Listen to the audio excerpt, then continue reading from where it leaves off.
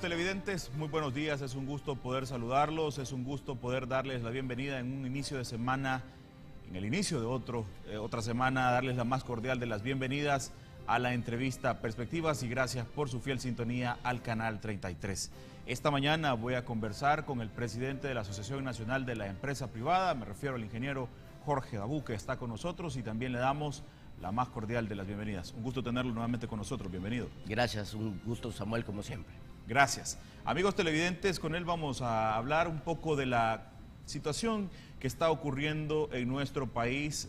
Recientemente la Asamblea Legislativa aprobó algunas reformas a la ley de lavado de dinero y activos, reformas que inmediatamente el señor fiscal general de la República decía solicitará al presidente de la República las observe, porque dijo que para el organismo que ventila estos temas no llenarían las expectativas. Una situación que ahora está en manos del presidente de la República. Conoceremos la opinión de mi invitado esta mañana, así como la perspectiva de crecimiento económico para el 2014 en nuestro país, cuando también tenemos una campaña presidencial en desarrollo y también próximos a una elección presidencial, obviamente. De todos estos temas le invitaré para que pueda participar a través del Facebook y por supuesto también del Twitter. Ambas direcciones van a estar apareciendo en la pantalla de su televisor y como siempre lo digo, lo único que yo le pido para poder compartir con el resto de la audiencia sus comentarios es que mantenga el debido respeto para mis invitados. Bueno, después de varios intentos, la Asamblea Legislativa decide aprobar las reformas a la ley de lavado de dinero y bajo algunas situaciones que, como ya lo decía, el fiscal general de la República decía no llenan las expectativas y va a solicitar las observaciones. Pero me gustaría conocer, en su opinión, ¿qué piensa de lo que al final hicieron o aprobaron los diputados de la Asamblea Legislativa? Bueno, yo creo que esto fue más o menos lo mismo que sucedió con la ley de partidos políticos. Tú recordarás que había una presión para que hubiera una ley de partidos políticos y los partidos decían sí, vamos a hacer una ley y al final terminaron haciendo una ley que básicamente no hace nada, no dice nada y no controla nada. Y en este caso, si bien es cierto, todo el resto de la ley pareciera estar bien, la parte medular es que las personas expuestas políticamente, es decir, los alcaldes, los diputados, los ministros, están exentos de la ley. Entonces esto nos parece a nosotros uno de esos grandes disparates que suceden en la Asamblea Legislativa. Recordemos que todos votaron, aquí no hay nadie que se salve, 83 de 84 quiere decir todos los partidos políticos votaron y es penoso que a estas alturas, viendo lo que está sucediendo en nuestro país, dándonos cuenta que diputados de la Asamblea Legislativa del pasado han estado involucrados en crímenes, en narcotráfico, algunos de ellos todavía presos en Estados Unidos, y la decisión de la Asamblea es una vez más reírse de la población, una vez más burlarse de la gente y quedarse ellos fuera de una ley tan importante como esta. Es penoso, lo decía muy bien el fiscal, miren, yo casi que dijo, miren, yo cómo voy a llegar con esto a ofrecerlo allá, pues voy a pedir que me lo cambien. Pues. Y lo que creo que va a suceder es que el presidente va a mandarla con observaciones probablemente, pero no van a haber los votos para pasarle encima, entonces nos vamos a tener que quedar una vez más con esto. Entonces es penoso realmente, pero es la realidad que tenemos. ¿Qué mensaje manda la decisión tomada por los diputados de la Asamblea Legislativa cuando por otro lado sí incluyen a otros sectores y dejan excluidos al sector político que, como usted lo decía, en el pasado ha estado vinculado a varios casos de este tipo? No, y que están expuestos más, y lo hemos estado viendo en los últimos años, todas las cosas que se dicen de cómo se arreglan las cosas entre políticos los tiene expuestos, y obviamente el mensaje es, nosotros estamos dispuestos a controlar, a ordenar y a legislar a la sociedad, pero no estamos dispuestos a hacer nada sobre nosotros mismos. Y eso es penoso, te repito, porque no hay forma que un país salga adelante si no logramos que los políticos, que son los primeros que deben estar en la luz pública, son los primeros que tienen que dar cuenta. Vos y yo vivimos del salario de nuestro trabajo.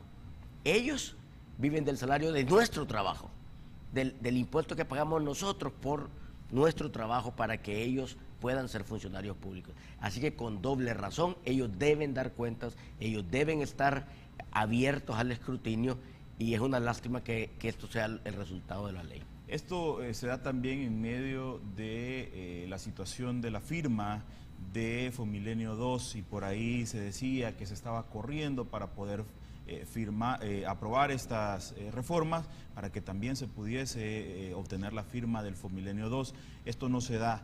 ¿Cree que pone en riesgo en algún momento? Ya se ha dicho que se va a atrasar un poco la firma o va a ser hasta después de las elecciones, pero ¿le pone algún tipo de riesgo? A ver, esto habría que consultarlo con la gente de la Embajada Americana, pero yo creo que aunque tengamos esa ley y la tengamos bien, hacen falta otro montón de requisitos que no están cumplidos. Yo estaba revisando este fin de semana lo que dijo el senador Leahy, lo que dijo la gente de MCC, que es el Millennium Challenge, el que da el Fomilenio, lo que dijo la embajadora, y cuando tú lees todo, te das cuenta que ellos no están diciendo páseme APP y páseme ley de lavado y le doy el Fomilenio. Están diciendo cuando existan las condiciones en el país para que se genere desarrollo.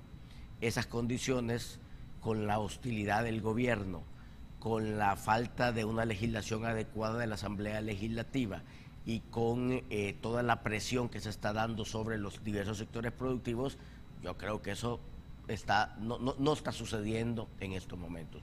Te repito, esa es al final una decisión que tomarán las instituciones correspondientes dentro del MCC, el Departamento de Estado y a quien corresponda en los Estados Unidos, pero mi lectura no es la lista de cheques no se limita a ley APP y ley de lavado, sino que es un ambiente diferente. A propósito, el otro tema era la ley de asocios públicos privados, las reformas que se solicitan casi de inmediato, o en algún momento se habló de solicitar las reformas a esta ley luego de ser aprobada, producto de los sectores o los rubros más bien que se habían quedado fuera. ¿De ello considera que son importantes o qué importancia tiene reformar la ley APP, no solo para el tema de Fomilenio, sino en general? A ver, definitivamente no solo por el tema Fomilenio, sino porque no va a funcionar la ley, hay que ver cómo se modifica. Pero las razones, más que hubieran quedado algunos sectores fuera, son otras dos. La primera es que según la ley, las bases de licitación te las va a aprobar la Asamblea Legislativa. Correcto. Con las bases de licitación tú te vas a licitar.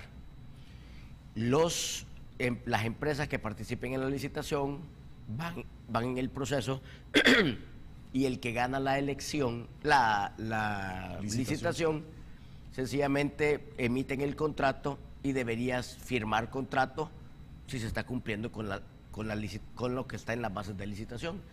Pero lo que dice la ley es que esa persona, ese contrato, tiene que volver a regresar a la Asamblea Legislativa para que te lo aprueben. Es decir, hay dos aprobaciones, de las bases y luego del contrato. Y básicamente en el tema de la aprobación del contrato, como ha quedado, si a uno se les ocurre que no porque no les gusta, porque no me vino a ver para decir gracias, porque no me trajo unos uniformes para el equipo de fútbol, sencillamente no se aprueba y queda el segundo lugar, o se licita de nuevo, o lo que sea. Eso es arbitrariedad, porque una vez tú aprobaste unas bases de licitación, y es lo que se está proponiendo, es que en el artículo 54 se ponga: si se cumple a cabalidad, al pie de las letras, con la base de licitación, no hay que llegar a una segunda aprobación del contrato. Si se cambian las bases de licitación por alguna razón, entonces que regrese a aprobación de contrato. Eso te da confianza. Mira, es importante, por ejemplo, hacer una carretera de 30 kilómetros. Las empresas que van a licitar tienen que invertir millones para ir a hacer estudios de suelo, ir a ver las condiciones y poder licitar. Entonces vos vas a ir a licitar, vas a ir a competir cuando te das cuenta que el que te otorguen o no te otorguen queda supeditado no a una ley o a una propuesta seria y formal, sino a la decisión de un diputado o de un grupo de diputados al final de la historia. Y el tema también, ¿qué pasa cuando de repente la Asamblea Legislativa no le dé el visto bueno a este empresario el tema de la compensación, y eso al final quedó, ¿cómo quedó en la ley? Y cómo se le otorgan esas garantías al empresario de que si participa en una licitación no va a quedar en el aire al final. Básicamente perdés tu tiempo. Además, los empresarios serios, los responsables, no están esperando a que le vayas a dar la indemnización al final, sino que a trabajar, a desarrollar un proyecto. O sea, el que anda haciendo las cosas mal, anda buscando llegar a esos últimos etapas para ir a hacer algún negocio raro, pero el empresario normalmente no es ese el negocio en el que está, sino que desarrollar la obra. Entonces, ese es uno de los temas. El segundo tema es que se crea la Dirección de Asocios Público-Privados, es decir, que está duplicando las funciones de Proesa. Proesa es una institución que básicamente tiene ese rol. Hoy estás creando una nueva institución. Proesa no es creada por ley, no fue creada por ley, sino que fue creada por un decreto presidencial, y lo que se está diciendo es, mire, hágalo formal, hágalo por ley y deje a Proesa que se quede administrando esto, pero usted no puede tener dos entes que estén chocando entre ellos para básicamente el mismo tema. Eso, aparte de que es ineficiente, es costoso, va a traer serios problemas de dualidad de interpretación, de cómo se van a resolver los temas. Puede ser complicado. Me interesa también conocer su opinión referente a los señalamientos que ha hecho en la fracción del FMLN, diciendo que temas, por ejemplo, el del agua, son o están relacionados al tema de la privatización. Regresamos con eso al regresar de la pausa comercial. Amigos televidentes, siga con nosotros.